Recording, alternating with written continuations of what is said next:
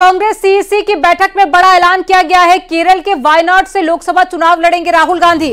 Congress CEC की बैठक में यह बड़ा फैसला लिया गया। कांग्रेस के पूर्व अध्यक्ष राहुल गांधी वायनाड से चुनाव लड़ेंगे। मणिपुर से पूर्व सीएम ओंकार इबोबी सिंह चुनाव लड़ेंगे। ज्यादा जानकारी के साथ में शिवम प्रताप सिंह जुड़ गए हैं। शिवम, एक बड़ी खबर मिल रही है कि राहुल गांधी वायनाड सीट से चुनाव लड़ेंगे, लेकिन अब सवाल ये कि यूपी में क्या किसी सीट पर स्थिति साफ होती हुई नजर आ रही है कि क्या यूपी की भी किसी सीट पर राहुल गांधी चुनाव लड़ेंगे?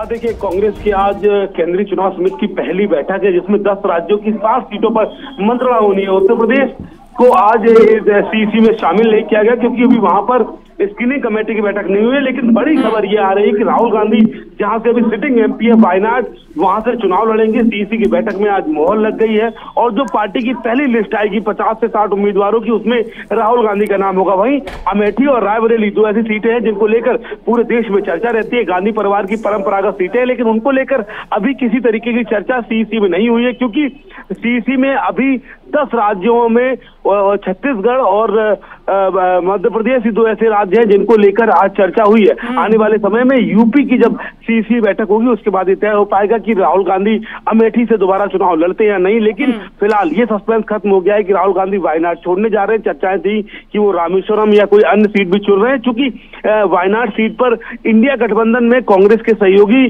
सीपीएम भी चुनाव लड़ती है और सीपीएम का यह आरोप था कि राहुल गांधी को बीजेपी के खिलाफ लड़ना चाहिए, हमारे खिलाफ नहीं।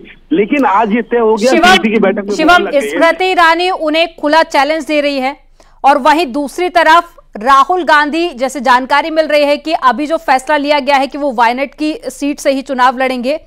पार्टी किसी भी तरह का कोई रिस्क नहीं लेना चाहती है, फैसले जिस तरह के आ रहे हैं। देखिए, निश्चित तौर पर और 2022 विधानसभा चुनाव में जिस तरीके से अमेठी और रायबरेली में कांग्रेस का सफाया हुआ, उसके बाद पार्टी के पास जो ग्राउंड जीरो का सर्वे आया था उसमें निश्चित तौर पर पार्टी के लिए संकेत है। सूत्रों का यह भी दावा है कि रायबरेली से सोनिया गांधी ने राज्यसभा सीट छोड़ने के पीछे भी यही तर्क था कि वहां से जो रिपोर्ट आ रही थी वो मजबूत नहीं थी। लेकिन मैं आपको ये भी बता दूं कि कांग्रेस के रायबरेली और अमेठी से तमाम नेता प्रतिनिधिमंडल बीते 1 हफ्ता से दिल्ली में डटा हुआ है।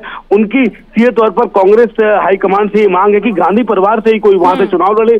उनका ये भी कहना है कि प्रियंका गांधी रायबरेली से और राहुल गांधी अमेठी से लड़े। लेकिन आने वाले वक्त में ये तय होगा कि क्या राहुल और प्रियंका यूपी से चुनाव लड़ते हैं, क्या गांधी परिवार का कोई सदस्य अपने उस गढ़ को जहां से इंदिरा, राजीव, संजय जैसे नेता रहे हैं उसको चुनते हैं। क्या कांग्रेस को गढ़ को बचाने के लिए राहुल या प्रियंका गांधी यूपी से चुनाव लड़ेंगे? ये देखना काफी ज्यादा दिलचस्प होगा। जानकारी साझा करने के लिए बहुत शुक्रिया आपका।